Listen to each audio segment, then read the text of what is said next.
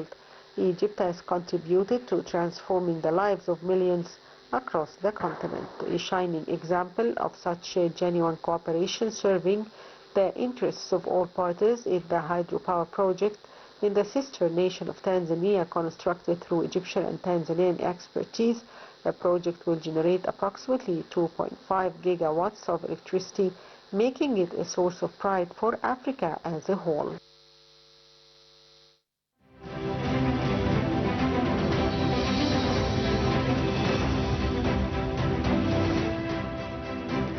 Welcome back. You're still watching the Nile article. Engineer Mostafa and Naggari, as we did see the importance of the economic diplomacy undertaken by His Excellency President Abdel Fattah al-Sisi and Foreign Minister Dr. Badr Abdulati. Even yesterday, Egypt, the presence of Egypt in Tanzania and the infrastructure development that we have seen in the Julius Nyerere dam that was built, the visit paid by President Abdel Fattah al-Sisi, meeting with his counterpart from Tanzania, Dr. Samia Hassan.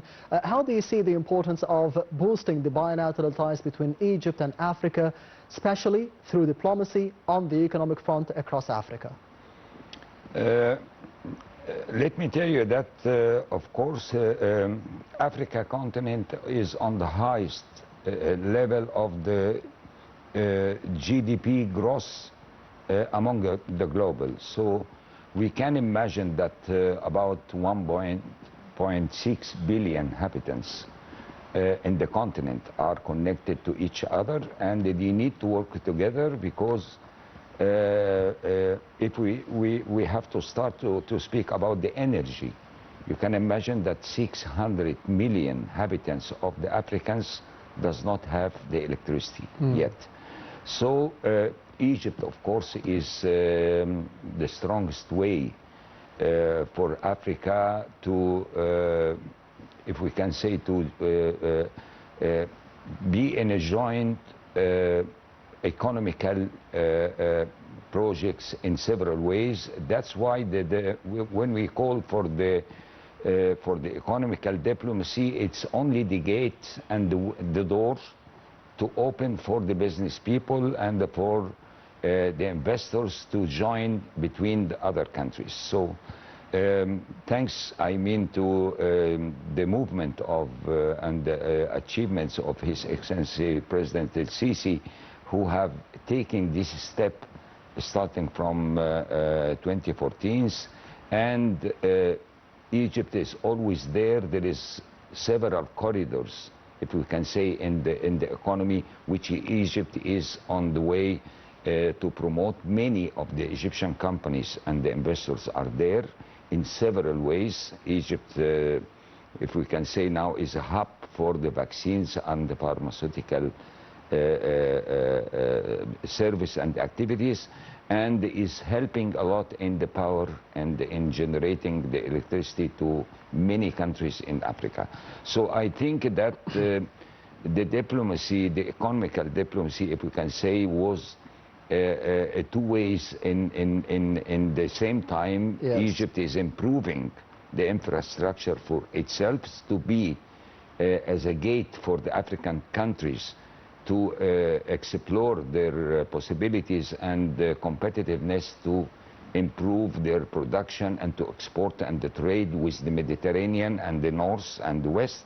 On the other side, Egypt is also a part of the improvement and development in Africa in more than 10 sectors. We were nominated and counted during our interview. Yes. But I think that the visit of His Excellency President Abdel Fattah al-Sisi to Tanzania was exploring the meaning of having the energy connection between the West, because it's a part of the improvement of increasing the electricity between Egypt, Sudan, Tanzania, Ethiopia as well.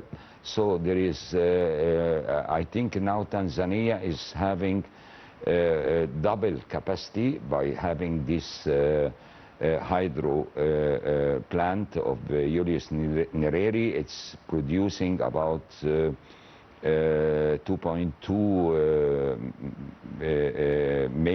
gigawatt, and which is producing at the end about 5.9 gigawatt per hour. So this is doubling the capacity of Tanzania, and it have really stopped any electricity cuttings in the area, and it have helped even the mega industrial consumption for electricity, like fertilizers, like steel, like textiles, like cement, to produce. So many of the factories are now producing, and they don't have any power deficit or electricity deficit in this area. So this was a very successful project, and it have changed the map of electricity for West Africa. Yes, you mentioned, Engineer Mostafa Naggari, one important slogan, one important approach by Egypt towards Africa, which is the win-win situation. Correct. For us and for the rest of the Africans as well. It was evident yesterday during the speech of His Excellency President Abdel Fattah al-Sisi at the Business Forum for the Egyptian and Tanzanian businessmen yesterday. But how important is it for both Egypt and for the rest of Africa to be adopting such an approach, to be winning for both parties? As we all know, that there is the Continent Trade Agreement, which is linking the 54 countries all together to try to increase the trade movement and the trade and investment as well in all countries. And as an example of the visit of His Excellency President Abdel Fattah al-Sisi, it's not only the hydropower project is not only for electricity. Yes. No, it have controlled as well the floods, and it have giving a possibility for sustainable agriculture, reclaimed land in Tanzania, which everybody have to work in for the food crisis everywhere. Everybody have to help. So Egypt is always giving a model for everyone. We have mentioned before that we have the project of New Delta in Egypt, which is depending on modern techniques of water supply and water management, also having the smart farming. So Egypt is able at the time being to implement the same success stories, if you can say, to African countries. That's why Egypt, as we always say, is the gateway for Africa, and to northern and western, and on the other side is a gateway for Europeans as well to come and to invest in Africa through Egypt, because we have, you know, a big institutional experience among several years, either in the water management, in the power, in the infrastructure as well. We have been, yes, you know, a lot of companies like El Swedi or Hassan Allam or Arab Contractors or Orascom as well. They are always in the way of infrastructure improvement in Africa. There is a lot of success stories in this issue. What are the opportunities, in your opinion, that are existing nowadays for boosting the intra-African trade between Egypt and the rest of the continent? You know, there is always a trade agreement, if we can say. There is always improvement in this way. So we have the COMESA since many years. It is very successful. We have the a part of the Arab facilitating trading agreement. A part is the Sahel, of course, from Egypt to Morocco and Mauritania. And there is the SADC block also. We have also a good connection in this field, and we have seen that there is one main corridor will be Cairo-Cape Town, which is going to serve a big numbers of countries. As we know that there is 16 countries in Africa are landlocked. So you can imagine that few years ago, if you want to drive a container from Mombasa to Kampala, let us say as an example, which they are not far away, they are neighboring countries, it used to take 21 days. But with the corridors, now it is taking only 4 days. So you can imagine what is the meaning to improve the infrastructure and to have the ties of transport either by roads or rails, which will serve a lot, and there was a big obstacle for everyone to try to invest or to trade with Africa. On the other side, of course, is the transport. I think that improving the ports of the African countries like Port Sudan, like Tanger in Morocco, like Sokhna in Egypt, like Douala in Cameroon, it have like also in South Africa, Tilbury and Johannesburg, it have helped a lot. And it have give like a lung, a very healthy lung for the trade and for the investment between these countries. Moreover, central corridor, let us say, when it is linking Egypt to Libya, to Chad and to other local countries, it have really helped these countries to have a connection to the Mediterranean countries, and the Mediterranean is a part of Europe as well. So it have saved a lot of time and a lot of efforts, and in some time, 40 years ago, I remember I was paying 3x cost in trade to Chad than I'm paying now, according to these corridors. So we can imagine that there is a lot of activities which Egypt is doing, and the continent needs to improve their GDP, and they can improve also the value added of their raw materials. Egypt is also playing a big role with the raw materials in some countries, and they are manufacturing there and having a better competitiveness for exporting these products direct from these African countries to Europe. You've mentioned that you used to pay 3 times the amount of money that you're paying nowadays to be exporting some products to the African countries. And this means the importance of the infrastructure boom that we have had here, the developments that we have had here, the cities, the bridges, the construction works, the new capital, all of this is becoming more essential by the day, even to be lowering the cost, not just to be raising the standards of living. We have mentioned before that Egypt have increased its competitiveness in the investment, in the trade, in the manufacturing, and this was a reason of a general vision about how to improve the probability of the country in general. So improving the roads is a very important way. Improving the transport means either by rails or by seaports, improving the efficiency of the seaports, the storage capacity of the country, the logistics area, the industrial zones. It was a map of improving how to improve the country. So Egypt competitiveness have increased. That's why the exports have increased, while the number of people are increasing day by day. But we see now that every year we have increase in the exports. We have lowered and decreased the needs of imported food, especially the strategic crops like wheat. So this was the first year that Egypt import 30% lower than the previous years. It was a strategy to try to improve the production and the productivity of the area of the land with the type of the seeds and having a good storage. So at the end it was a successful story, if we can say, to try to close the gap of your food demand. On the other side, you are increasing your exports of the high value products and crops like fruits and vegetables and so on. So Egypt is playing the same, and I can tell that it never have passed 1 week or 2 weeks in the last 2 years that I always meet or join a meeting with the ministers of agriculture in African countries, and they are always having a mutual desire for the cooperating with Egypt in the agriculture sector. They are connected to the ARC, the Agriculture Research Center of Egypt. They are always studying to import implemented seeds for some specific crops, which the consumption there is highly needed.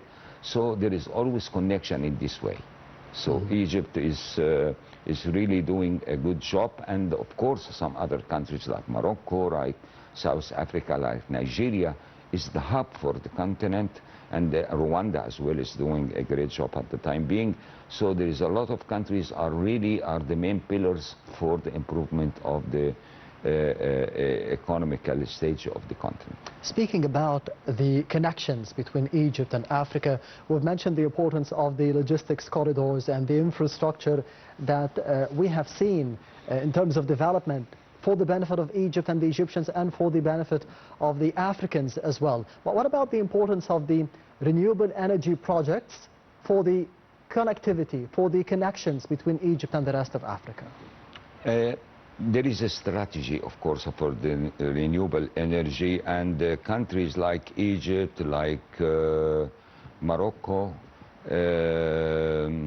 Rwanda as well, will be exporters of green power, green hydrogen. Yes. They are going to be. Egypt is going to start by 2029.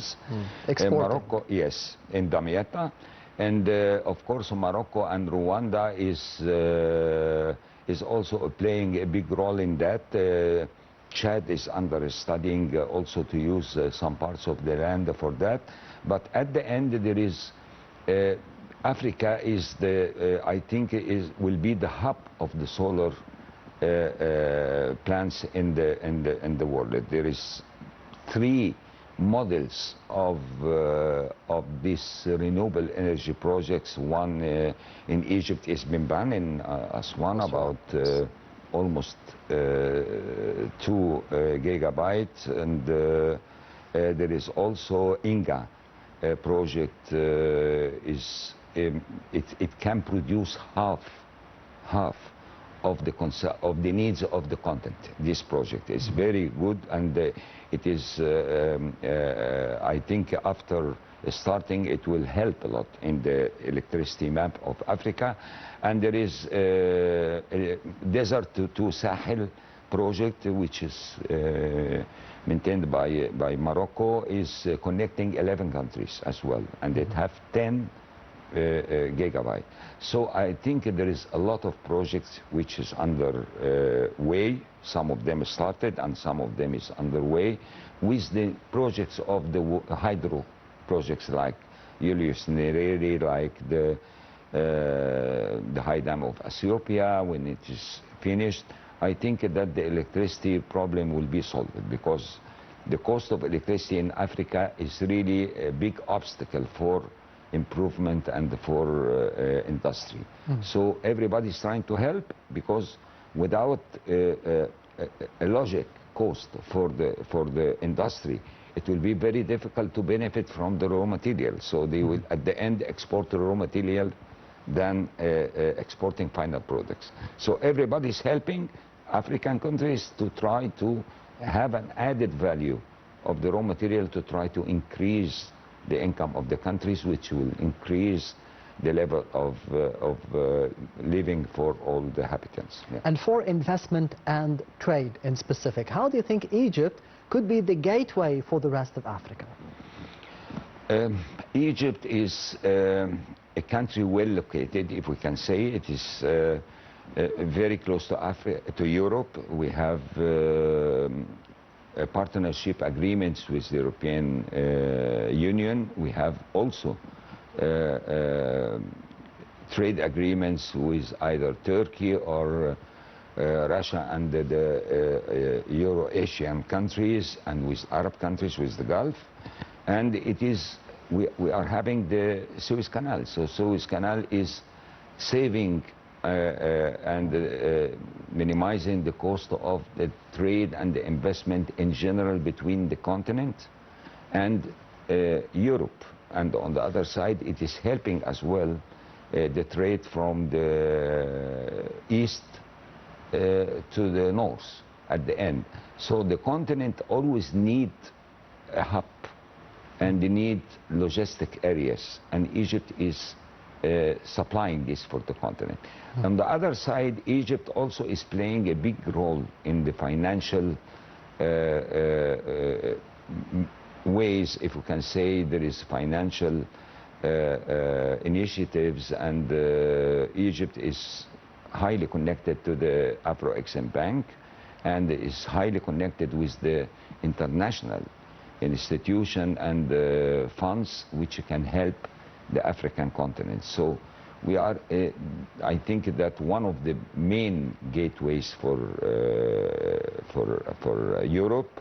We remember 1 year ago we were talking about Mate program from Italy. Yes. It was sort of having Egypt as the gateway to try to improve the power and to increase the production in Africa so they can export to Europe. So it was always, I think there is always the strategy for Europe is to try to help Africa to try to benefit from the sustainable, if we can say sustainable resources of African countries, which can be a base to supply either power or either food for Europe, because we have seen that Europe have been suffering a lot from the high prices of gas and of power, which have lowered, I've been damaged a lot the industry in Europe, and the cost was very high.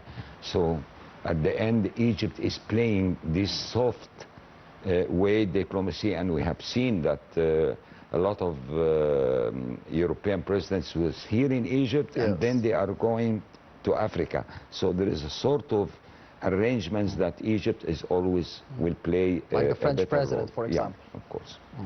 On the other hand, speaking about the private sector participation in the development of the bilateral ties between Egypt and Africa, even yesterday, President Abdel Fattah al-Sisi spoke in Tanzania about the importance of engaging the private sector from both countries. The businessmen, the companies, as he mentioned, the Egyptian companies, they are operating in Africa for decades, for the past decades, not just for this year or so. What is the importance of engaging the private sector of Egypt and the rest of Africa to be having this development in terms of infrastructure, the development in other fields like renewable energy, like agriculture, like irrigation? What is the importance of the private sector in those fields?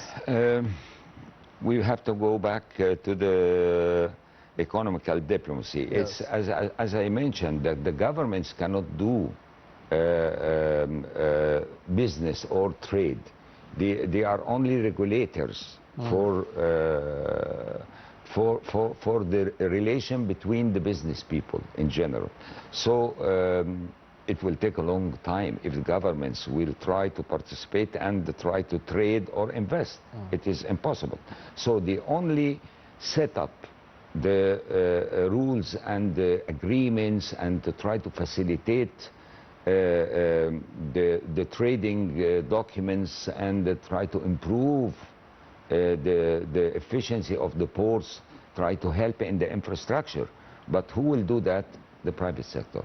So it is only, as we say, it's a win-win situation, even between the governments and its business people. Yes. Because at the end, we are backing each other.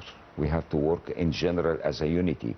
So government can have the agreements and they can try to facilitate, can try to waive up the custom fees, but they cannot trade. Yes. So at the end, they can facilitate to the private to come and to have logistics area in some countries. And Egypt is having now more than 4 or 5 logistic areas and logistic hubs in Africa, which is helping trade more and more to be more faster.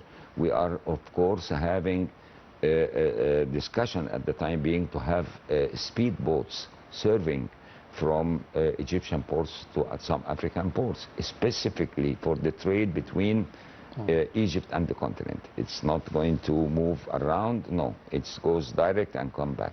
So it will save time, it will help manufacturers either in African countries or in Egypt to trade together and to try to improve the investment of that. So it's, as we say, it is the hardware of the job is the business people.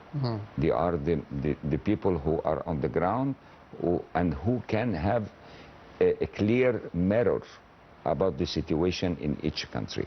So if there is some deficits or obstacles, they are going to their governments and they are asking to try to open these gates or open these doors or whatever. So we are always like that, and as we always mention that the doors should be open between the privates and the business people and their governments. And thanks God that last week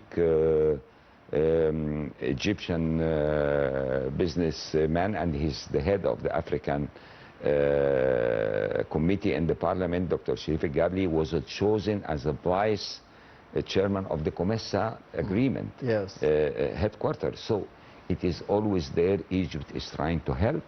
And this, it's not only in the infrastructure, you know, it is on the sectors of education, in the sectors of green energy, as we mentioned, in hospitals and in the pharmaceutical sector. Egypt is playing a very big role in Africa. Yes, Engineer Mostafa and Naggari, you've raised a very important point, even within Egypt, in terms of the private sector and the businessmen and the entrepreneurs, that the government is trying to be balancing things, that the businessmen and the future entrepreneurs, they will be winning as well within Egypt, and they have the rest of Africa as an open market to be dealing with. Do you think that this will be leading more and more people, more and more young men and young women to be thinking about entering the business field, to be future businessmen, because they have an open market within Egypt with about 100 million people living within it, and the rest of Africa as well as an open market? As we mentioned, at the time being, Egypt is playing a big role to restructure the economy of the states, and we all have heard that last week there was the Future of Egypt, a new law, and we have been participating in the discussion about this sort of association, that it is really controlling a big part of the Egyptian economy in some fields. And we have been meeting all together, and we understand that they are trying to improve the outcome of the Egyptian resources, which is 100%, we are all agree. And they also agreed that the connection between the future of Egypt and business people will always focus on the range of the normal participation of the private business in any healthy economy, which is about 70 to 75%. So there is always a meeting. This is a big model, because the project of New Delta is the biggest in the global at the time being, according to the land and the water consumption and the productivity. And this is a model which is Africa needing. That's why His Excellency President Abdel Fattah al-Sisi was speaking about reclaiming lands in Tanzania. Yes. Because the model of future of Egypt and the private sector together, because we never say that it is too different institutional, or no, it is, they are merging together. They are going to regulate, I mean, some sectors to help and assist the private sector to have a higher participation in the economy. What are the sectors in Africa that will be giving us more opportunities for investment? For Africa? Yes. Of course, there is chances, I think, at the time being, for always in the infrastructure, in the transport, in the green energy, in the renewable energy, in the pharmaceutical sector, in the construction sector, in the food production, in agriculture. We have been always talking about all the items which are needed to Africa and which Egypt can be supplying. As I mentioned, that Egypt now is a hub for the pharmaceutical and vaccines business and service. So they are now improving, and they're trying to do that. The ICT also, I think it's very important. Digital and e-commerce is linked between African countries, and I can also say that many of the countries have accepted to go for the currency swap. So, and this was announced last week, so we can trade with countries like Tanzania with the local currency. It can be diverted through the central banks. So central banks are there, governments are there, big institutions are there, business people are there. So I think that the time have came to look to the back, not to the front. As we mentioned, we have been always saying in Egypt that we are always looking to the front, to Europe. But now everybody is looking to Africa, even the Europeans. So I think this is the best time for everyone. And Egypt is having a good connection also with the Gulf investors. And they are having joint projects at the time being in Africa. So Egypt is a gateway. I cannot say more that we have a better chance at the time being, and we are benefiting. Thanks for our economical diplomacy, if we can say that it is helping and opening more doors for us. Thanks for the Chamber of Commerce of Federation of Egypt, that they played a big role to try to facilitate the continent agreement and to try to have a unity in the custom, PS codes and so on. It was very big issues. So at the time being, now we can work together in e-commerce or electronic documents, if we can say, easily without any obstacles whatsoever we have seen in the last 10 years. Yes, Engineer Mostafa and Naggari, allow me to be going to the other report of the Nile article for tonight and the economic segment, and we'll be shedding more light on the joint projects carried out between Egypt and the rest of Africa. We'll be having more details in the upcoming reports, so stay tuned.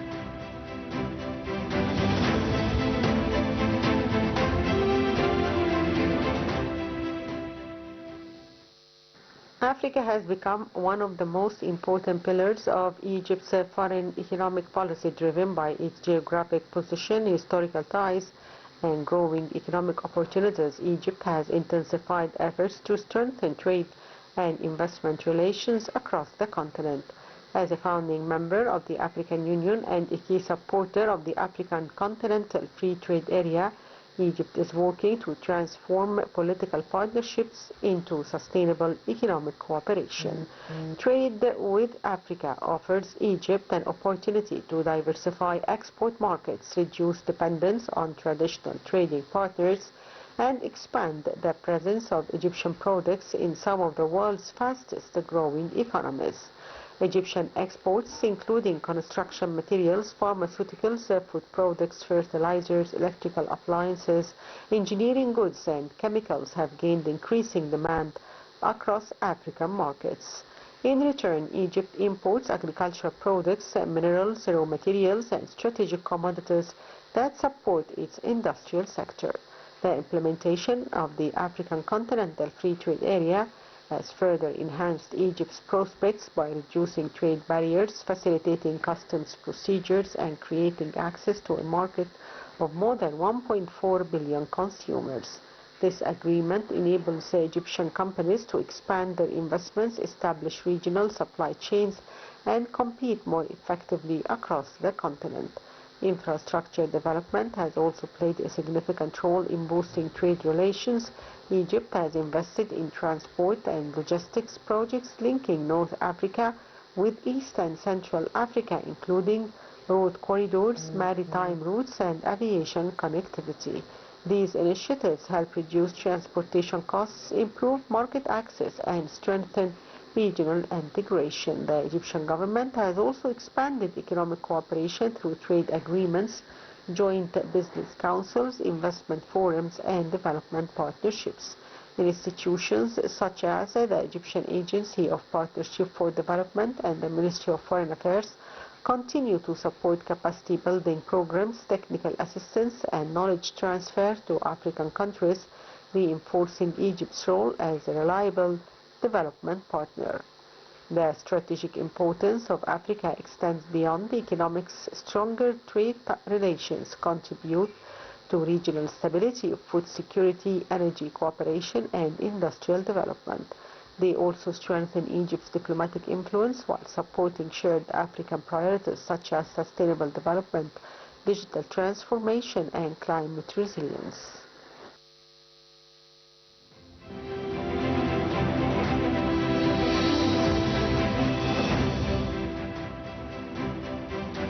Welcome back. You're still watching the Nile article, and I'm honored to be having with me in the studio for tonight Engineer Mostafa Naggari, the member of the Egyptian Businessmen Association. Engineer Mostafa Naggari, we were speaking about the importance of boosting the bilateral ties between Egypt and Africa. And what about the Egyptian Agency of Partnership for Development? How do you see the importance of boosting such an agency for the future of Africa? I think it is the engine of the development of the continent at the time being. They are playing a very big role, and I think Dr. Badr Abdelati was concerned about this agency, and they have started to relaunch the phase and the system of this agency. At the time being, of course, they are doing, as we say, a capacity building and the training improvement for all members of the continent. And I think 94 programs of training have been taken away at the time being. They are focusing on the investment and the trade, and they are trying to build middle-age leadership, if we can say, in the fields of trade and investment. They are focusing also on the woman empowering and the youth empowering as well on the other side. So at the time being, they are hosting projects with, I think, about $120 million at the time being, all connecting the West African countries together, focusing on the health projects, on the power projects. They are doing, I think, a good job, and I'm calling them like the engine of the empowering for Africa, for the East Africa at the time being.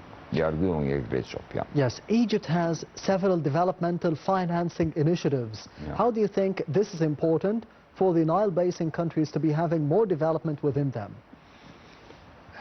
As we have mentioned before, that Egypt have succeeded by a monetary policy and the financial systems to overcome inflation and controlled a little bit devaluation of the currency for several years. And this was a reason at the time to try to attract more investments. And we have been talking a lot about that there is a list of requests from several investors and manufacturers all over the world to look for the industrial zones in Egypt and to try to get a land and to try to produce from Egypt and export. So this is a model how the monetary policy can be successful and try to help in the tight situation, the economical situation, or the geopolitical problems which can affect the global economy, how you can move and how you can be resilient and resistant on the same time. So Egypt is having a big models of financial initiatives. As you mentioned, we are here in Egypt are having financial initiatives for the sector of agriculture, for industry, for tourism as well. And we haven't mentioned about the projects of merging countries in the tourism sector with Egypt as well. From Africa? Yeah, with Africa, of course, there is big problems for the tourism and Yes. And also for the media and because I think that in a certain time in the end of the 21st century, we were a little bit away from Africa. So the Africans does not know what Egypt are producing at the time being. So media will play a big role as well in this sector to try to present all the services and the activities Egypt are doing at the same time. One of them is tourism as well. So I think that Egypt, through its connection with Afro-Exim Bank, which consider Egypt one of the big players in the economy and the continent, they believe in that, and we always meet together, they are able to link Egyptian investors and the manufacturers to produce more in Africa. On the other side, the World Bank also is playing a role and is depending on Egypt in this sector. They have programs, what's called GEFF. It's about 140 million euros. It's concerned about the green energy and the green production in several ways, in several fields. One of them is agriculture, and as we mentioned, Egypt, by its institutional experience in the water management, because we always talk about the Nile, and we always talk about that the Nile is the source of life for Egypt. Yes. But in some countries in the basin, they don't benefit from the Nile because it is moving very fast and it is hardly to control. So Egypt is having better ways how to manage this water and to try to have a sustainable agriculture land to produce more food. The soil of the African continent is very enriched. It is virgin, and they have a very good weather, and the water is there, but how to control the water and to try to benefit from the water is a key word. That's why for us Africa is very important, and for the whole world it would be Africa is very important because they have still areas to reclaim and to plant and to produce.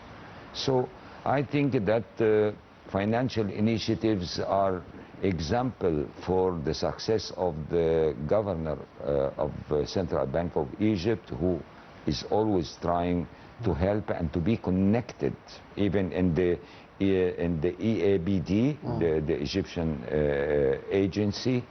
I think that the Central Bank is a board member in this agency. Mr. Hassan Abdullah. Correct. Yeah. Yes, Engineer Mostafa Naggari, the member of the Egyptian Businessmen Association. Thank you very much for being with us tonight on Nile Oracle. It was a pleasure. Thank you so much. And I wish that we will see in the second part of 2026 a big improvement in our economy. I think that Egypt is always on the road. They are trying to have stronger ties with everyone in the global. We are always the biggest mediator for everyone to try to get, and we are the greatest partner for anyone to try to invest with us. Speaking of second half, so we still have time for the second half of the World Cup. It is. I know you're supporting Spain. I'm lucky. I'm yes, supporting we all Spain. Yeah. Thank you once again, Engineer Mostafa Naggari. And this brings us to the end of the Nile Oracle for tonight. Thank you for watching, and goodbye.